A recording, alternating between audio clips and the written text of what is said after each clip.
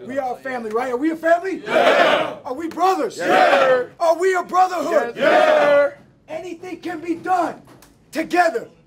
Brothers can do anything together. Let's start right now, and let's take this for the next 10 weeks. Let's hear a battle cry right here, all right? Brotherhood on three. 1, 2, 3. Brotherhood! Touchdown! The Wildcats win! Northwestern needs a touchdown slant. They've got it! They've got it!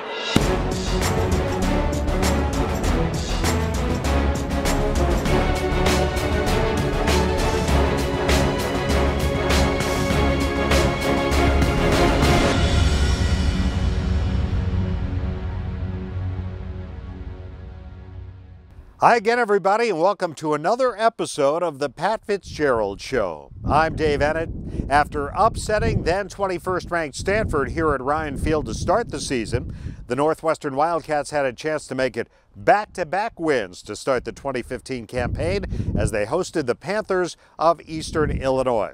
Let's take a look at the Grossinger Auto Group first half highlights. It's week number 2 of the 2015 season, and the Northwestern Wildcats will try to go 2-0 here as they play an opponent out of the Football Championship Series. On second down, handoff, Jackson up the middle of the 50, cuts right, down to the 47-yard line, short of the first, but only by about a yard. It's third down and 3, and Thorson giving it a big hole this time, a first down and more for Warren Long. Good start for the offense. You know, we talked about starting faster. Went 3 and out against Stanford a week prior.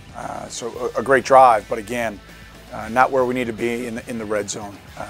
We had some guys target the wrong blocks. We had some penetration. And an area of definite improvement needed is going to be our red zone efficiency, and so we're not quite there yet. 22-yard field goal try for Mitchell. Here's the snap. Here is the kick. Up and good. And the Wildcats take the lead against Eastern Illinois. So it's 4th down and 6 at the NU 40. 3 receivers left. Snap to Whitlow. Rushes on. Whitlow hit, and now he's sacked. Sacked back outside the 50-yard line. The play on 4th down by Dean and Max was outstanding. It was a game plan. They'd like to go kind of hurry up to go quarterback sneak. And Hank and the defensive staff did a great job putting together a great plan. The guys went out and executed it. 3rd down and 6 for the Cats. Here's the snap, and Thorson to throw it. Rushes on. Thorson throws right side, coming back and making the grab. Over on the far sideline is Dan Vitale. Danny and Clayton seemed like they were clicking a little bit better. And again, I think our passing game will continue to be more improved as the season goes along. I mean, Clayton's been our starting quarterback now for less than a month. And so the timing, the rhythm, and just the trust amongst the quarterback and all the receiving threats, I think he's just going to continue to improve. Here's the give. Jackson to the 10, to the 5, reaching for the end zone. Touchdown! The Cats hit the ball in the end zone for the first time today. And the toss will go to the running back Seymour, and he's dragged down for a loss by Anthony Walker. Walker, the Big Ten Defensive Player of the Week, with his 4th tackle for loss of the young season. On 3rd and long, the snap to Whitlow, hit and sacked, Denebo. You can see the brute strength and the power of Denebo. He just manhandled the offensive right tackle.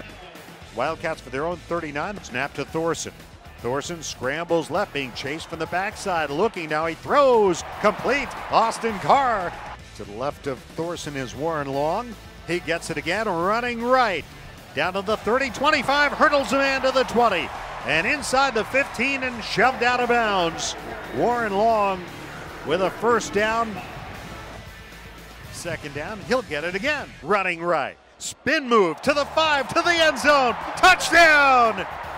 Warren Long, nice little spinorama there around the 5-yard line, and he takes it in for the first touchdown of his career. 1st down and 10. Eastern for their own 38. And on to reverse. They're going to throw off the reverse. It's a dying duck up for grabs, intercepted by Matt Harris at the 40, running left. Harris to the 45 or to the 50. Got some blockers. Harris far sideline and dragged down inside the 35-yard line. Ball on the left hash. On 3rd and 18 for the Wildcats. Snap to Thorson. Stabs up. Guns it complete. Inside the 10. Down to the 5. Inside the 5. That's the freshman. Flynn Nagel. Good protection and a nice shot and catch by Flynn. Great to see, you know, two young players in a third and extra long, you know, go out and execute the call and make a big play for us. On second down, option right. At Thorson, keeping it. Thorson cuts back at the 5. Thorson on his feet to the end zone. Touchdown! Beautiful cutback move by the redshirt freshman quarterback. And the Wildcats take a 27-0 lead to the locker room here at halftime. Still to come on the Pat Fitzgerald Show. We'll take a look back at Saturday's second half and hear from the players.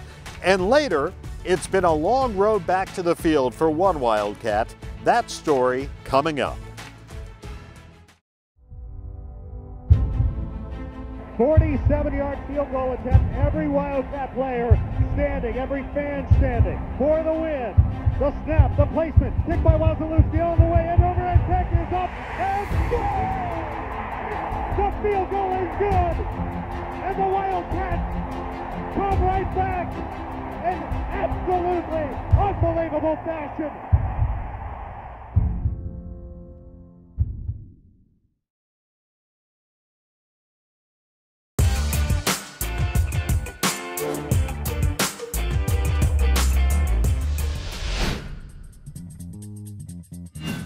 Favorite food is chicken. Any type of seafood, crawfish, any type of shellfish, really. My favorite food is baked ziti. My grandmother, she used to make me baked ziti every weekend. Favorite food? Winning. My favorite food is probably just a nice big steak. I like having steak and potatoes usually. Favorite food is pasta. My mom's lasagna, so I can eat that pretty much every day. Definitely any type of bread, specifically croissants, but I love all types of bread. Favorite food, I'm probably gonna have to go with pizza, but not necessarily Chicago-style pizza. You know, I'm from Jersey, so I'm big on the New York-style pizza, so that's probably my favorite.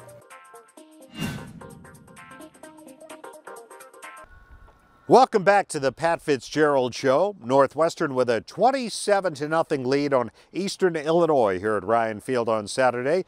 Let's take a look at our Discover Card second half highlights. 3rd down and 4, Eastern at the NU 28-yard line. Shotgun snap to Whitlow. Whitlow now under pressure and sacked on the play. Deontay Gibson with the Wildcats' 3rd sack of the afternoon. For the NU 30-yard line, snap to Thorson. Quick throw at a slant, caught. At a 1st down, Mike McHugh out near the 45-yard line. Snap to Thorson. He's going to throw it. Thorson right down the middle of the field. Austin Carr, 25-20. He's going to score to the 5, to the end zone. Touchdown! We couldn't be happier for him. He's an amazing and special person, and to see him, you know, kind of cap the weekend off. I believe his sister was in town, and, you know, get a scholarship, have a touchdown reception, spend quality time with his sister. I think that's pretty special. The first career touchdown pass for Clayton Thorson is indeed a strike. Snap to Whitlow. Whitlow under pressure, pocket collapsing. He scrambles left. Now he shovels it. Intercepted by the Wildcats. And back the other way is Matthew Harris. Down the right sideline. And Harris is going to score. It's a byproduct of us not actually executing the call. Our 3 technique gets pinned inside, and the quarterback ends up breaking contained, so it should have been a sack. But, you know, that's football. That's a great thing about it. It's a lot like life. You never know what's going to happen. And, you know, just happy for Matthew. We thought he had a pick 6 last year against Penn State, and, you know, that happened the way it did. To see him get in the end zone was just terrific. Zach Oliver, the 5th-year senior, will quarterback for the Wildcats now. We wanted to get everybody into the game. You know, our scout teams, our young men that are not necessarily starters or key backups, those guys bust their tails every week, and not to reward them with an opportunity to get on the field, I thought would have been a travesty by us as a staff. Austin Anderson with the first carry of his career, the redshirt freshman from Plano, Texas. Oliver giving this time to yet another running back. Corey Acker, converted wide receiver, started left, cuts back right, first down to the 43-yard line.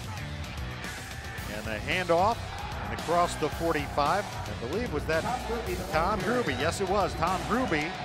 The Navy SEAL carries the ball. Yeah, I didn't tell him anything until the moment. You know, I had already talked to the staff a little bit. You know, earlier in the fourth quarter, I said, "Hey, we get down close to the end zone. Let's get Tom in and see if we can get him a touchdown here to cap off a special week." He's what makes you know, being an American special. Someone that was moved by 9/11. You know, gives of himself for our country, defends our freedom and our liberty. Approached us to come and find a way to get a Northwestern education, and then, oh, hey, Coach, I think I want to maybe walk on the football team too. And he's just a special guy. If you ever feel sorry for yourself, you just got to look at Tom. He's a Navy SEAL. He's a father of 4. He's a husband. He's going to class, and he's, you know, busting his tail, doing anything we ask him to do as far as a role on the field. I mean, he's a special man. He's a special American, and just I'm honored and privileged to be called his coach. USA! USA! USA! That's it. This ball game is over, and the Northwestern Wildcats are 2-0. And they win in convincing fashion here at Ryan Field, 41-0. As we take a look at the final numbers, you see the efficient day for Clayton Thorson. 152 passing yards, his first touchdown pass, and a touchdown run. Matthew Harris with a pair of interceptions, including a 71-yard pick six. The Northwestern defense did not allow the Panthers to convert a third down attempt and has now gone consecutive games without giving up a touchdown for the first time since 1958. Let's take you inside the victorious locker room now. This is your Northwestern Medicine Inside Look. Let's go back to Tuesday. That was one heck of a football practice. It's one of the best practices I've seen around here in a number of years. We had great enthusiasm. We had a great look. Again, this week, scout team harder than the game. Yeah. I'm telling you guys are the secret. You're the secret to our success right now. And we got to keep bringing it. We got to keep bringing it. Now, obviously, a different challenge now this week. Okay? Different challenge this week. We're playing an outstanding opponent. And it's our first test on the road. How are we going to handle 70 only? Get on a plane and going down to a hostile environment. It's going to be a great challenge. You'll watch them on tape. We're playing an outstanding football team, but so are they.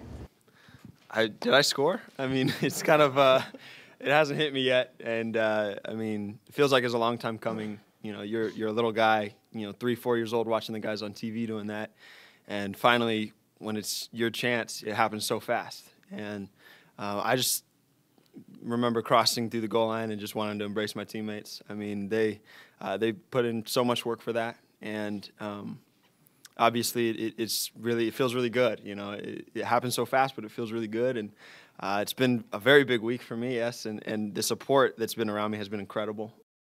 Every game we go in, we want to dominate, and you know that's our mentality. But we do have some mistakes to clean up. You know, I missed a couple tackles today, and you know that's what I'm going to get fixed. And I know the other guys, you know, all the little things. That's what's going to make us a good defense and a good team. So instead of focusing on, you know, all the highlights of the game, we need to focus on what we need to clean up and the little things to really be a good team, a great team. Still to come on the Pat Fitzgerald Show, Christian Jones opens up about recovering from knee surgery and the mental struggle he faced to get back on the field. Keep it right here.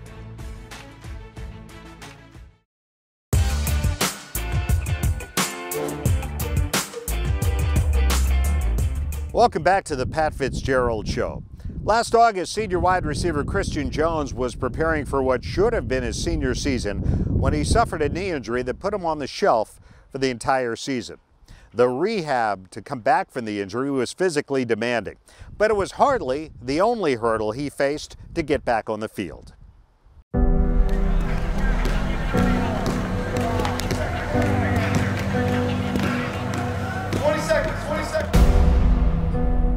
All the pressure and strength in my knee gave out, and it just dropped. And I knew immediately what I did. There was no kind of way to give myself hope, like maybe I sprained it or something. I knew I tore my ACL, so.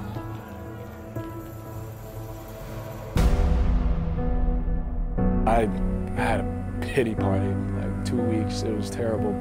I could have done a lot better. Even with what people may have saw, I still think in my mind I didn't do enough. I could have showed up to more meetings. You know, I let it get to me that, you know, it doesn't matter if I'm there or not. And I think that mindset was something that was really toxic to not only myself, but possibly to others. I had a lot of people help me out. I had the training staff, I had a lot of friends hit me up, a lot of teammates even try and encourage me and push me through it. So it was even though it was a downtime, it was really encouraging. It was rinse and repeat for everything. Go. Except now I was like, well, am I going to be able to play? Am I going to be able to do as well as I thought I was with the time that I had from ACL? Is my knee going to swell? Am I going to tear something again? I was out running routes thinking I was going to pop my knee again or do something worse, you know? So a lot more anxiety came with that second injury. I mean, I really can't wait to get back out there. I'm still trying to rush my trainer to let me do 7 of them, but they won't let me do it yet, so. First practice comes around, you can do individual.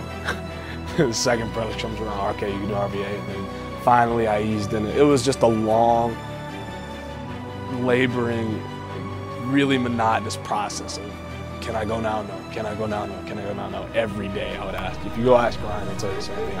It's probably the most annoying person he's ever been around at that point. Like, it was terrible. I couldn't sleep the night before. I would sleep like 12. I was laying in my bed just staring at the ceiling because I couldn't fall asleep. I had so much stuff running through my head of how I would do, how we would do, we would lose, all these different things that would happen. And then when I finally got out there, it all calmed down. Once, you know, all the antics were over with and I knew it was just 11 on 11. Yeah, it's time to play.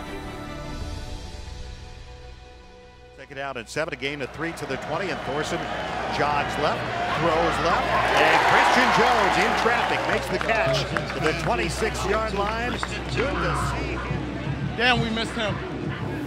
After I fired my first catch out, I felt a lot better, a lot of anxiety dropped, a lot of nervousness dropped, and then I just went out and played.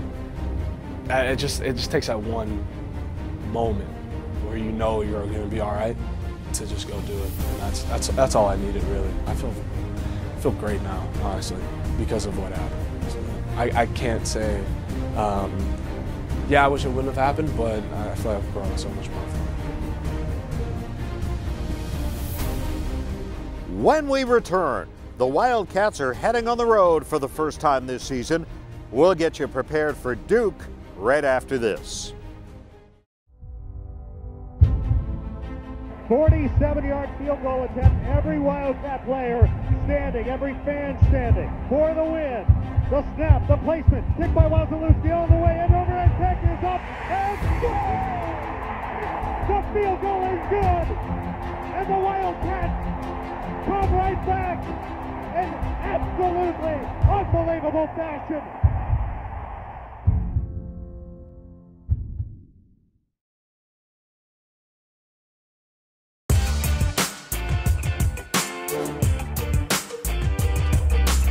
Whitlow out of trouble, shovels it, it's picked up, and it could be run back all the way to Willoughby.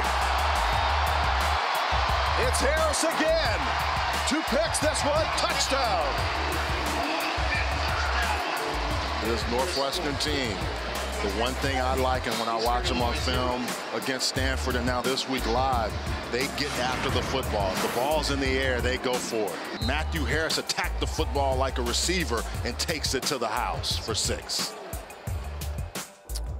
Welcome back to the Pat Fitzgerald Show. The Northwestern Wildcats are 2-0 and entered the polls this week ranked number 23 in the AP Top 25. As they hit the road for the first time, Coach Fitz and the Cats headed to Durham, North Carolina for their first meeting with the Duke Blue Devils since 2008.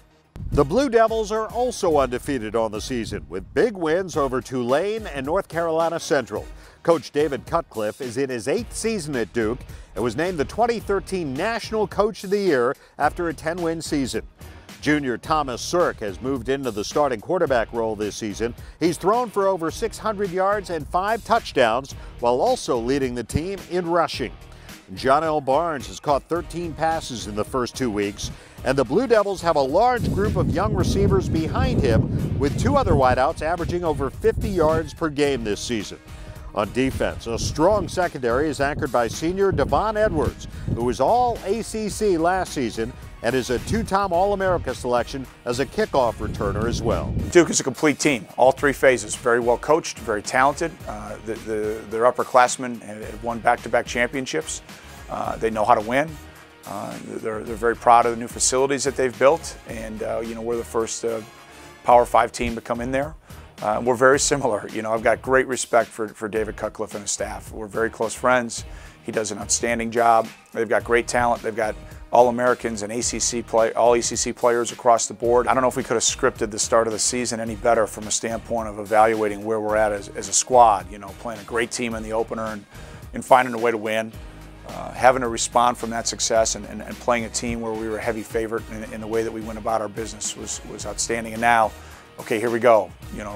Only taking 70 on the road, going to be a hot day, playing an outstanding football team. It's going to be a great challenge for us. But I like where the leadership's at. If the attitude stays similar, I believe we'll prepare well and hopefully bring our best game to Durham on Saturday afternoon.